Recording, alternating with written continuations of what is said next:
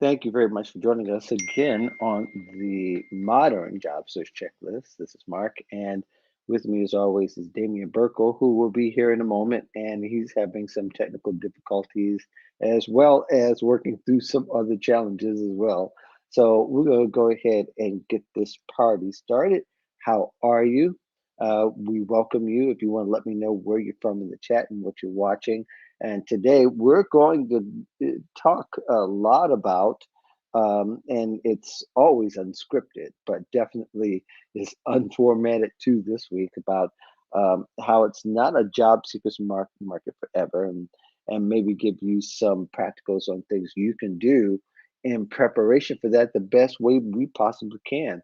One of the challenges that we have right now is that we don't know what's coming next, but we do know, and I see some clues of how the job market is becoming not so much of a job seeker's market, but so much as it's going to be a challenged job market in either sense coming up.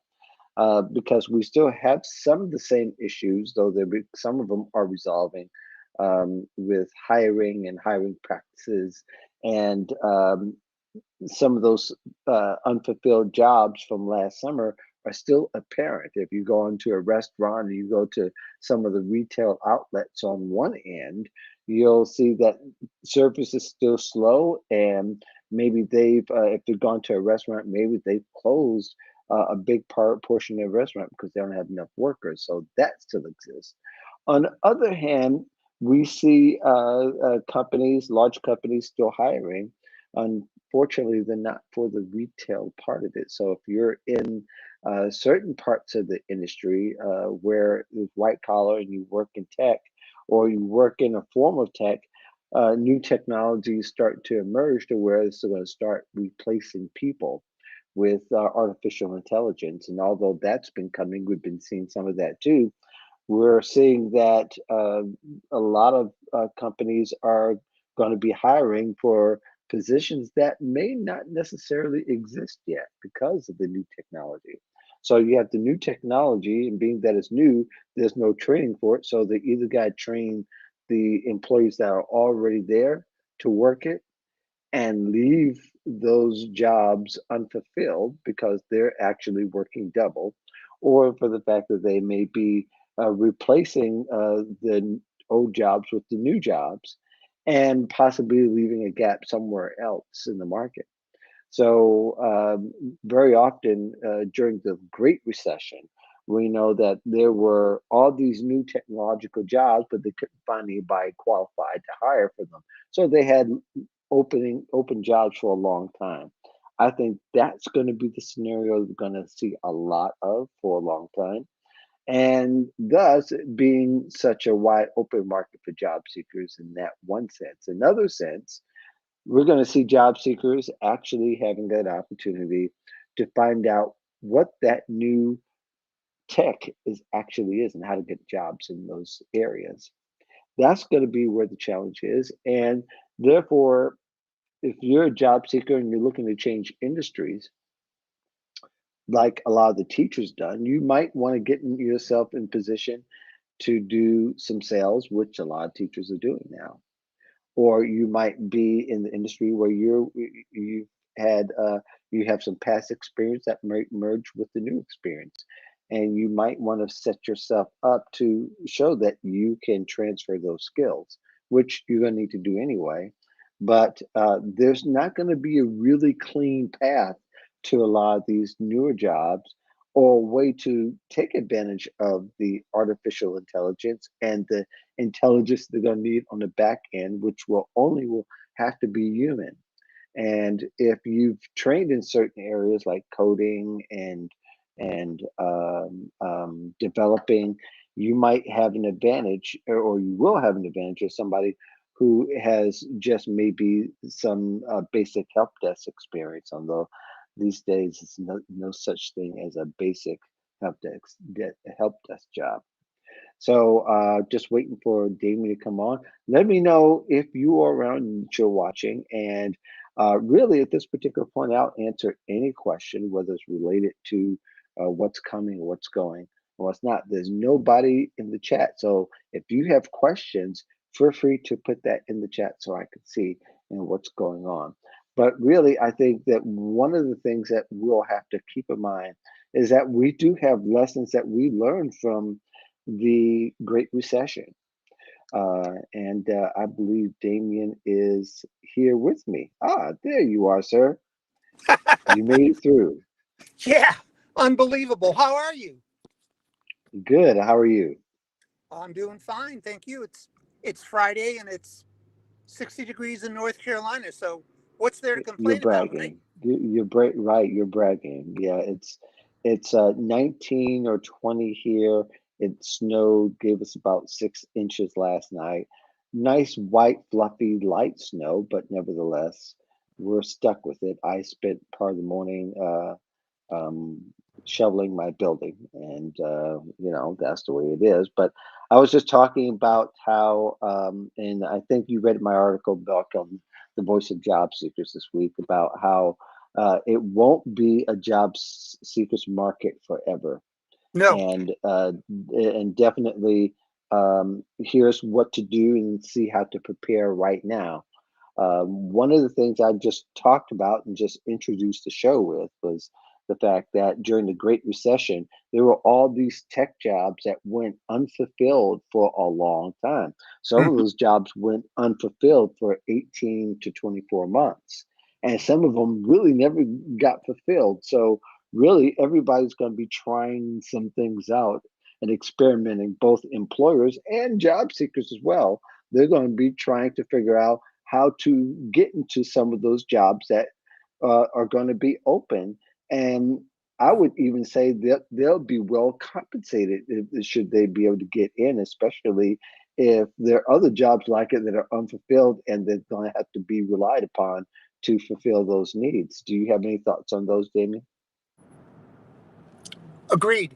Agreed. And I think the message here is exactly what you're saying, which is although it's a great situation now in terms of uh, job seeking, it's short lived, and eventually Yeah, things are going to balance out. And if uh, you're making plans for a move, now is definitely the time. And yeah. you know you need to get it together if you're getting ready to job search. So yes, absolutely. And by the way, it was a great article, and Oh, what thank I'd you. like to recommend to our listeners is that if you have not read uh, Mark's article, and I'm sure we can drop it in a link in it for the replay, but I would encourage you to read it because it's very well written and it is right on the money as usual. Yeah, it was a shorter one. Thank you, sir. It was a shorter one. I just put the link right there. It's in my signature on the bottom third where they can go to voiceofjobseekers.com and you'll hit it right away. The article just comes right in your face uh, by design to some degree. But I think one thing that we just need to start talking about, people starting to make that transition from thinking that the job market is a bunch of whole low hanging fruit, and it's not true. Some of these jobs are not easy if you don't qualify for them right out of the gate. Some of them are going to take some work to get into, and we're going to see a lot of jobs like that when that window and is starting to close. If you look at some of the positions that are opening, they're not ones where people can just jump into, even if they have the normal tech training. They have to be somewhat savvy and be able to show themselves to be more flexible and to be able to have the acumen and to be adept at technology on the next level beyond the Microsoft Office 365 level is what I'm talking about. But once you understand some of the basic tenets of tech, from what I understand, some of these jobs that are available is just being able to get in the job and get the experience, not so much even just having the experience before you get the job or even apply. So if you are 75% there, you might have enough to be able to jump in. Your thoughts on that? Yep, I agree. It really comes down to matching your ability with the employer's needs.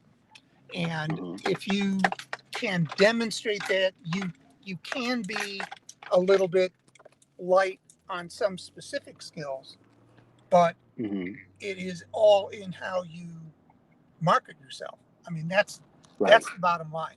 So, yeah, Right. I agree, and um, I think that as we go on, uh, employers will be more selective of the talent that they hire because of the fact that in time the the labor shortage, if you will, is going to stabilize. And so as a thought to those who are uh, watching and listening, if you have not taken the time yet to upskill for the position that you want to target, now really is the time to do it.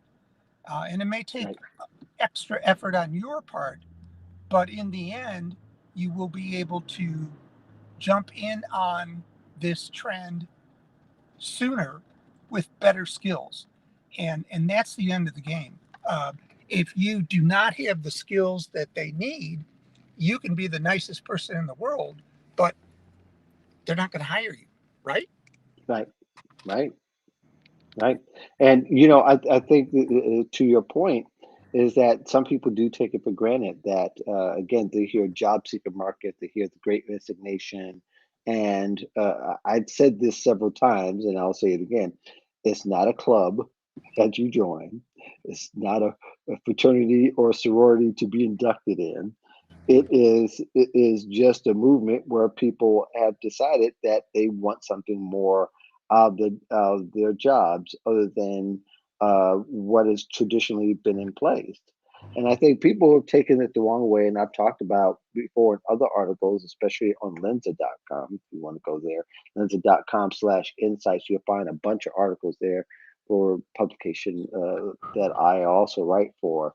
That people think the Great Resignation or the fact that there are groups that say that they don't want to work uh, is being interpreted as that they're going against all the American values about work, which is that you work hard and that you don't work, you don't eat kind of thing, and that's not the kind of vibe that people are trying to communicate at all. Is that they don't want to work at a job that sucks. Is ultimately is what they're trying to do.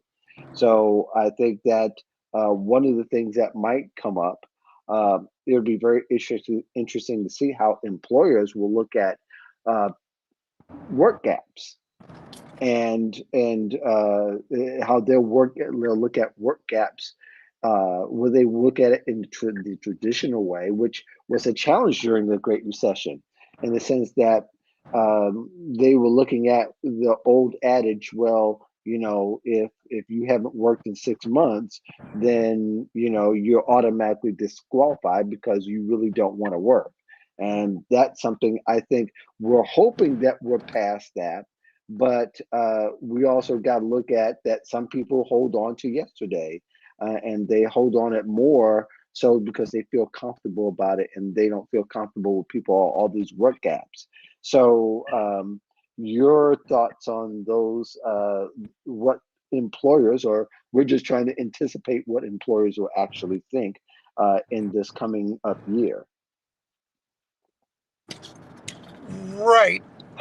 You know, in the end, because one of the things that I kind of want to riff off of what you just said, RIF, um, Uh-huh. is that people say, I don't want to have a job that sucks, basically.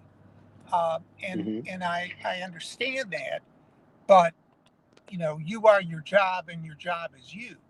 Now, you can certainly be in a position where you don't like all of your job, but I don't think there's a single person out there who has 100% satisfaction with their job. And Right, right. the bottom the bottom line to this whole thing that sometimes people forget is, again, the bottom line is there is a hole in the organization and there is an immediate need to fill it.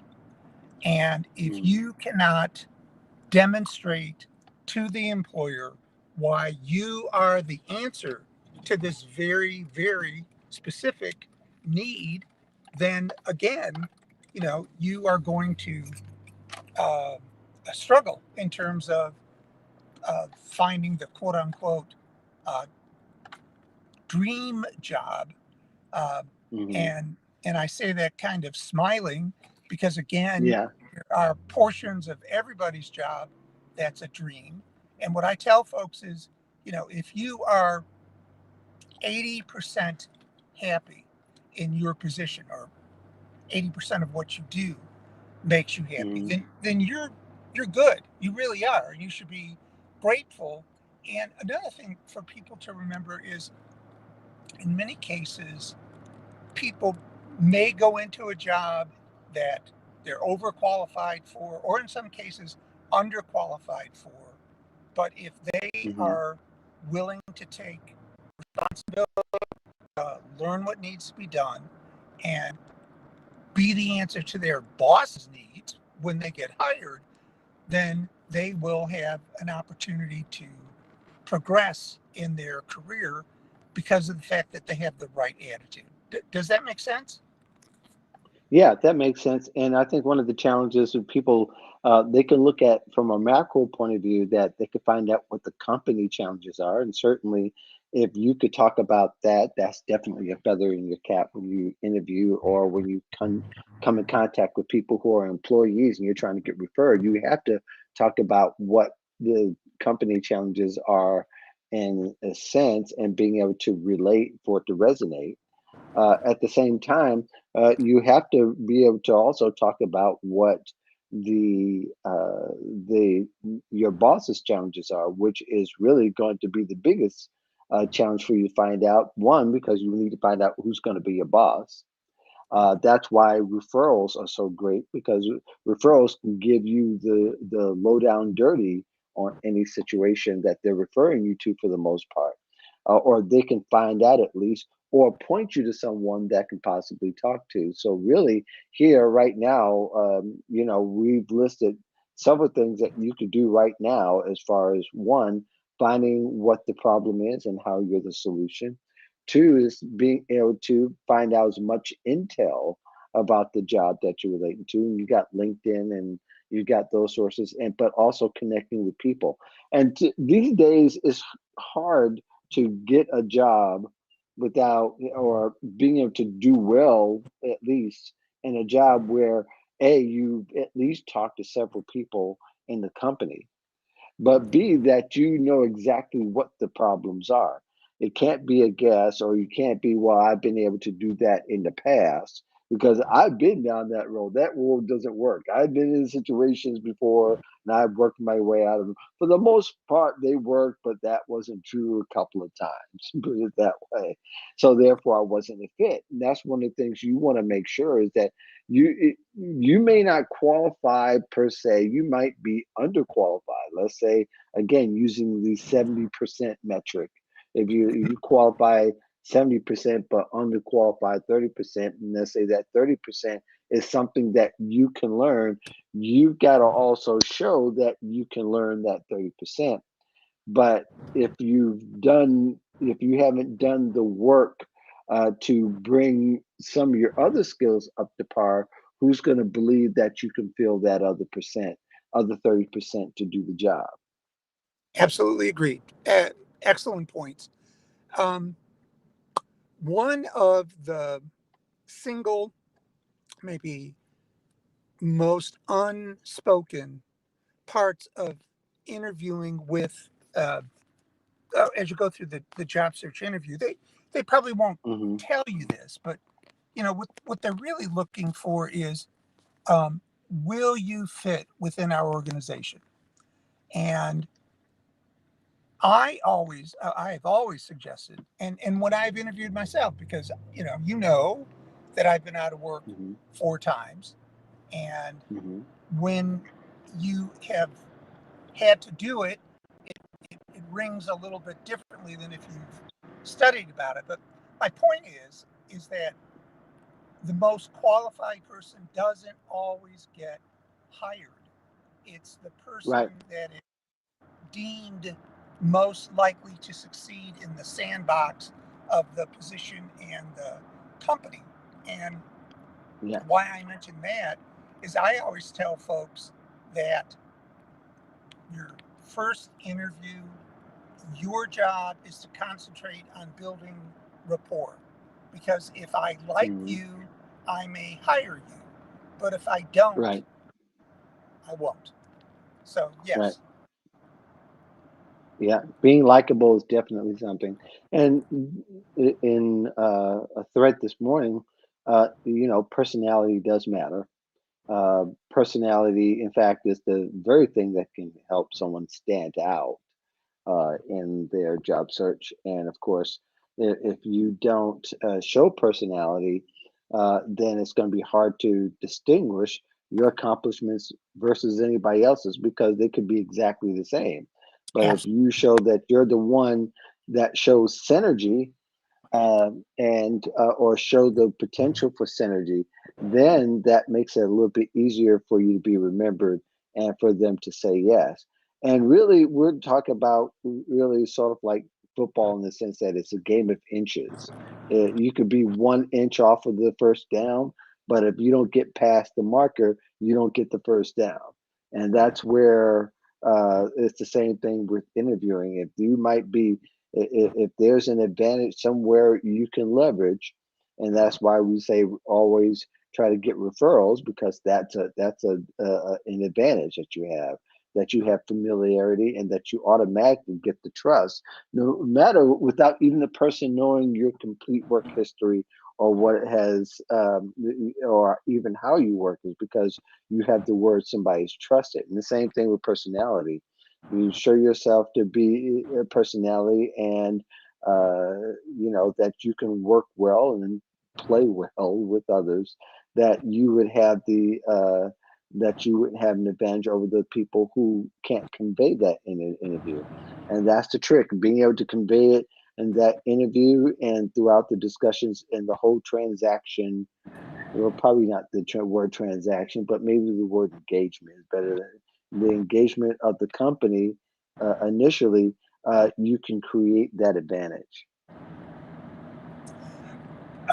Got it. And I I apologize because you're kind of fading in and out. Um, Oh, but no worries. Here's what I was thinking while you were talking. You know, uh-huh. having researched the company, having spent the time to connect with outside sources, people that Yeah, know the hiring manager or the hiring manager's hiring manager, it occurred to me, Mark, uh-huh. you know, a huge differentiator in terms of a job candidate and an employee comes in Hmm. small steps. It's not anything dramatic that Right, impresses a person when you're interviewing, but it's the little things. The way that you right. dress, the way that you treat everybody when you walk into the room. Because if there's other people there, you have no idea who they are. There's been Hmm. cases where there's a human resource manager that was in transition who came to the support group, and she said that she, on a regular basis, would purposely go out to the receptionist's desk when she had important candidates coming in, a series of candidates, Hmm. just to see how they treated her, not knowing who she was. Um, Right. you can differentiate yourself in thank you, the follow up, sincerity, understanding that there's many other people in the mix. When you combine Yeah, tying all these things together when you you've got some a feedback. strong. Go ahead.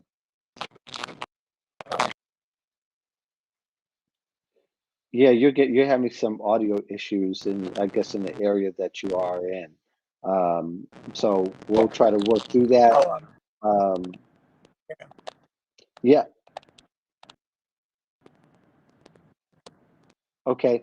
Well, as we're trying to work through some of the audio issues, um, probably one of the things that we'll even talk about um, in this time as well, and probably we'll have a shorter show as we usually do.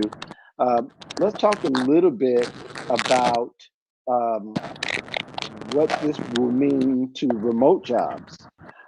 And for some industries, again, if you're not traditionally remote and you know that there's no way to be remote, you won't be able to get one unless you just go and find one. Is a big question we get very often is how to find a remote job. Well, probably even it gets more basic is like what jobs do you want? Or what jobs do you wish you could do that are remote? And there are retail jobs that you can actually get if you're a retail worker or if you work customer service or you work food industry, that there are jobs in those industries that are remote. You just got to dig into the industry and find out what jobs are being advertised. So it does take a little bit looking at the job boards to see what's advertised, but you don't necessarily have to go through the job board to get it. It's even better these days. You find the job on the job board, then you look in your network to see who might have access to similar jobs or jobs with maybe within that company that could possibly help you find a job that's remote. Then there are sites like flexjobs.com and remote I think it's remotejobs.co or remote.co. There's a number of jobs that you can just go if you're looking for a remote job. But these days, the more specific you are, the better your chances, and you'll save a bunch of time in trying to find the right job that's going to be remote. So it's kind of a several tiered question that's often answered. But how are you answering those questions with your support group and professionals in transition, or maybe people who've approached you online? Well, I think I'm hearing what you said a bit at a time, and I apologize for the static on this end. But yeah, I agree. I believe that there are many online opportunities, but again, you also have to be careful too, so that you make sure that the type of company that you're working for is the type of company that you know that is at least familiar to uh, most people. In other words, what I'm saying is, I have had people come to me um, at professionals in transition who were very close to accepting a position that when they described it to me, it sounded great on the job description, but when it actually came to some of the things that were required for the remote position, it just didn't smell right, if you know what I mean. And in fact, over time, it wasn't right. Um, and so I guess the point is that there are many types of remote jobs that are out there, but like regular uh, in-person job, um, it takes, and I'm sorry, I'm showing my age here. It takes a lot of shoe leather, and basically what that means is um, these things don't just drop out of the sky. You have to take the time to research and get a feel for them. And if all of a sudden you find yourself in a position working for a position that you're not comfortable with, or where they said one thing and Now all of a sudden it's different. Don't be afraid to go out on the market again. I mean, you're only doing yourself a disservice if you're, working for working in a position or for a company where clearly it's not right for you. So, did that answer your question?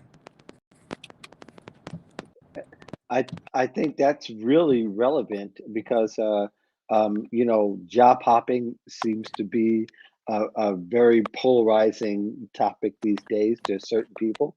That it kind of disrupts the tenets of work from the past. But I think we got to get past that, and some people need to get past that. And the potential that you may need to try two or three jobs in order to find the right fit, especially in this new work environment and in these jobs, because that's going to be a challenge is finding a fit. Um, I think people really will also need to consider is that you'll need to take the time to find out as much as you can about a job and whatever information is available. There's a challenge in some of the new technologies and the new workplaces where the culture hasn't been established yet, and that there isn't a norm because Yes. it's a new norm. So Yes. therefore, you've got to be able to wrap your arms around or wrap your eyes around what's going on and to somewhat anticipate what that's going to look like for them or for you in the future as you begin to take on some of uh, these newer jobs and these new technologies that's going to help you to fit uh, as much as you possibly can. And for the fact that, and accept the fact that, A, you may not see that fit in the first week or two. It may Yes. take you a little while to figure that out because there's just not enough information yet. Yeah. For the jobs that you do know, for the jobs that you do know, you can find out a lot more information before you step in the door. Agree. So you just got to be very flexible and be very intelligent. You're going into a place, I imagine, and we're going to Yes, need sir. to let you go. Yes, please. Okay. All right. All right. So we'll see you next week, and I'll continue on for a few more minutes with everybody else. I'll Great. talk to you soon. Keep me Thank you so posted. much. All right. Have a great All weekend. right. Well, thank you. All right. Okay. You too. And that was my co-host, Damian Burkle. You can get a hold of him at jobsearching.org. He's been through a number of recessions at this particular point in his professional career. He's been doing this for 30 years. So he has a lot of experience and has helped more than 10,000 job seekers find opportunities through a support group, which is the nationally recognized group of professionals in transition. So we're going to let him go. Going to let you go here in a couple of minutes and make this really short.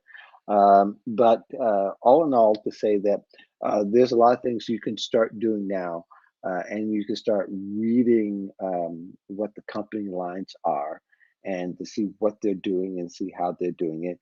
You can also get an idea of how they're going to fare in the future, try to get an outlook. Some of it may be guessing, some of it you may need to read some of the news and experts in those jobs, in those industries.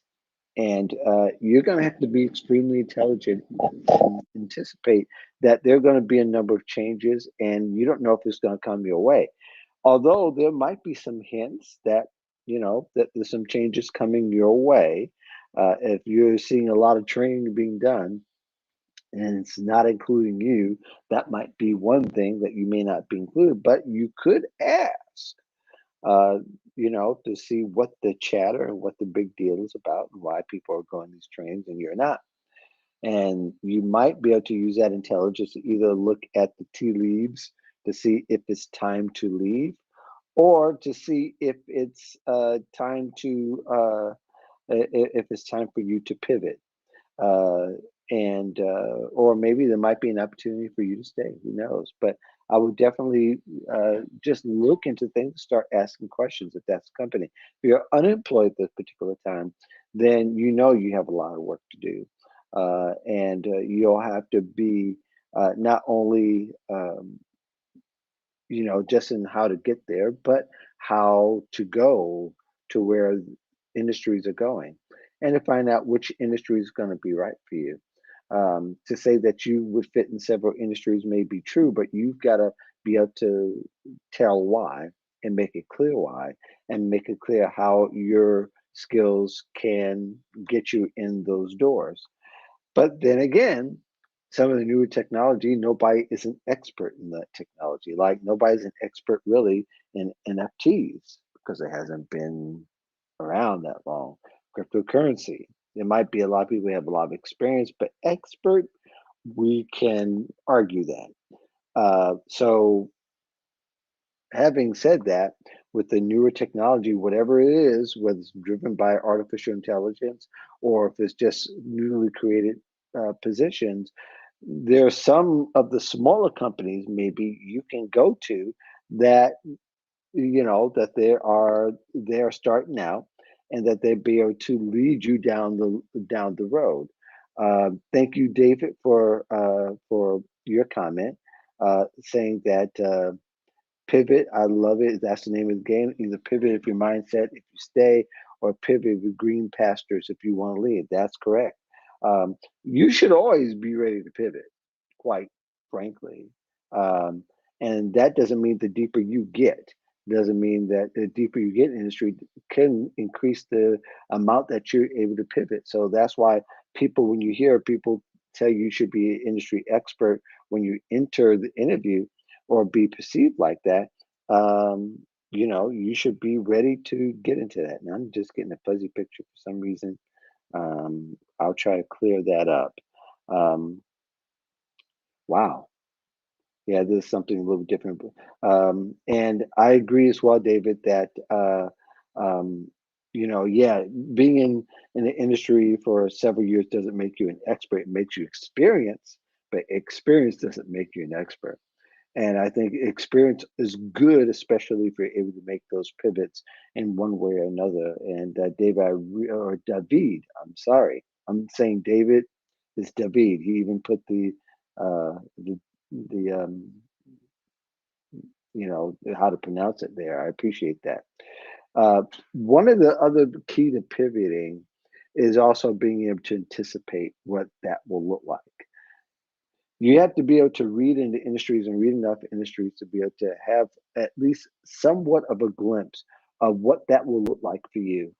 So for you to pivot, you have to show how those skills are going to be what they need, not just for now, but where to go. A good analogy is often football or even soccer, and in both cases, you're kicking the ball to where you think somebody's going to go. You're not you're not trying to throw or kick to where they are now because you want progression all the time. And that's a key to pivoting is being able to where the ball is, go where the ball needs to be, throw the ball or kick the ball to where that person's going to go or needs to go in order for them to score or to be able to put them in the best position. And that's the way you need to think about pivoting if you're going to really survive in 2022. So, to wrap it all up here, we have several things that you could do, knowing that the job seeker market or the great resignation is closing, or as I said in the article, where the sun is going down. Is one is we talk about, of course, your network is going to be really key. You understanding where the doors are closing and where they're opening, being able to anticipate the changes and being able to get started on those things. As I always said, job search is a lifestyle. It's something that you're going to always be involved in because industries change too quickly now for you to just say, well, I'll pick up where I left off. Should I allow it to, when it's time to go? I think one of the challenges, I like what David has said. Again, it says, I've been experiencing some professional pivots during the transition. If it's appropriate to ask, Mark, have you gone any pivots in your own in the last 2 years? Yes, I have. For me, a lot of it has been writing in the past. And I've done podcasts, but I haven't done as much videos. And I was doing some videos at the time. Now I would say that I had to learn how to stream to the different platforms and learn how to edit video for me to go forward in my ability to produce decent video. Sometimes the challenges you don't see and you run into them, you just go back to the lab and you learn. Like I'm going to go back in the lab to figure out how to get a bad picture when it goes unfocused. This has never happened before. So on my end, you guys are probably seeing me a little bit blurry. I don't understand why, but I'll try to make it a little bit better. And there's a thing I'm trying to get to work and it's not working. So I have to figure that out. So yeah, I would say in the past 2 years, those as far as me being able to pivot from a marketing point of view, how to do that. And the result is it has been that there's a lot of things I don't. There's a difference between auditioning and just getting the part. And I would say there's been more getting the part than auditioning when it comes to especially to inquiries to business transactions and to press. A lot of it has been people come more to me now than me having to go and feel like I have to audition. So, and I think I've been feeling that oncoming the last few years. But I hope that answers your question, David. And I think that everybody should be able to get in that position. And that's why we say use LinkedIn so you can put yourself to be in demand, but you've got to show work that will put you in demand. So, like when this is over, people can access the video very easily on those platforms plus YouTube, on Twitter, LinkedIn, YouTube, and I don't have to wait a week or a couple of days even to get it on. It's on demand. It's right there. So hopefully that answers your question. And if nobody else has any questions, I'm going to go ahead and start winding it down. Uh, it won't be a job seeker's market forever. The sun is starting to set on the Great Resignation. Now, could be maybe even another year. It could be a few, but nevertheless, and thank you, David. Yeah, he says I look sharp. Thanks. Um, Nevertheless, for most of you are still trying to figure it out. Um, the one thing you can do right now, if you don't do anything else, is to, you know, foster network relationships, people you network. Even more so, people who are in the industry you want to go are already in your industry, and also foster the ones that you know already. They're going to all help and play a part of you succeeding as you go forward. And if you're pivoting to a new industry, you definitely want to focus and start leaning that way and leaning all your efforts that way. The other thing you could do is you could start reading into some industries and see where you may fit in and start to ask those questions. How can I fit in? What do I need to do to get in those industries? Where should I go to get more information or maybe start getting training? And if you don't know already, we've said on the show in the past that it costs, it will cost you something, either in time or in money, to get the training you need to make a smooth pivot. And having said smooth pivot, there may not be such a thing called smooth pivoting. I don't think there's ever been, but it's not going to be easy. So there's a lot of things that are up in the air that we just don't know. We know what will stay is is our resilience, our ability to be persistent. We know that we don't have to go by the old adages and traditions in the past that we're staying to get dusted. We can move to other places till we could stay somewhere for 5 years, and maybe that's a possibility. But really, it's unrealistic to think that we'll be able to stay with a company for life or for the next 10 to 15 years, even. That's an if. Some people will be able to do it, but probably most of us won't be able to do it. Some of us may have 5 jobs between now and 2030. We just don't know. But I think we do know that we own the power now because we have the tools to do it. We have social media, we have videos, we have a way to have great conversations. We can have talk to people who've been in the industry for a long time and we don't even have to know them that well. We can even record great conversations and post them up, and that will resonate and help other people. We know we have all those things that we couldn't do 20 years ago that we don't have access now. So, one of the great things about pivoting as well is that helping other people is a legitimate pivot or a way to pivot. We know that the more we begin to share links and share information and share one on one, is that people remember that. And for some reason, that gets put in the good uh, ecosystem for it to come back to you. So that's just another way that you can start doing that and start to make your way so that by this time next year, when people have made transitions and markets have made transitions, you've been able to ride the tide along with it. And don't be afraid to learn new things, even in the middle of learning something new. I mean, really, when we talk about the technologies that pay well, people start out on the lower end, that there's jobs and there's smaller companies that can teach you how to uh, be really involved and learning. They'll train you.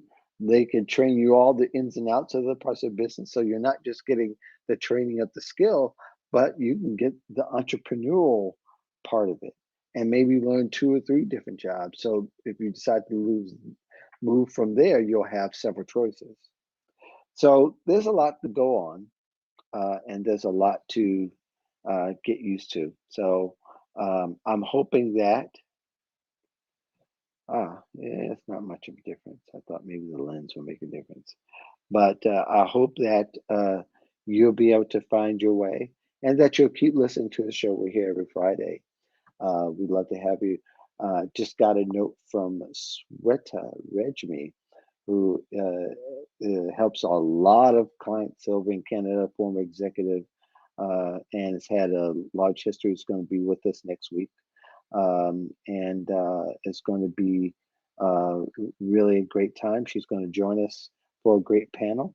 In the meantime, I think the rest of you, David, I'm going to read your comment. You said the pendulum will swing the other way with great resignation, whether it's a year or 10 years from now. Either way, your profession and mine are sort of recession resignation proof. I'm sorry I have to run, but I enjoy. Thank you, David, for your comment. And I know a lot of you have to run as well because it's the end of your lunchtime. It is lunchtime for a lot of folks, right? In the meantime, thank you very much for you've been listening to the Modern Job Search Checklist. We're here Friday at 1 p.m. for about an hour usually. This is one of the shorter shows, just 8 minutes shorter. In the meantime, my name is Mark Anthony Dice. You can find me at thevoiceofjobseekers.com as well as a few other places. You won't find me on Instagram. There's a couple of reasons why, but nevertheless, you can find Damien at jobsearching.org. And find both of us on LinkedIn. Reach out to us, give us a shout out. Thank you very much. Peace and about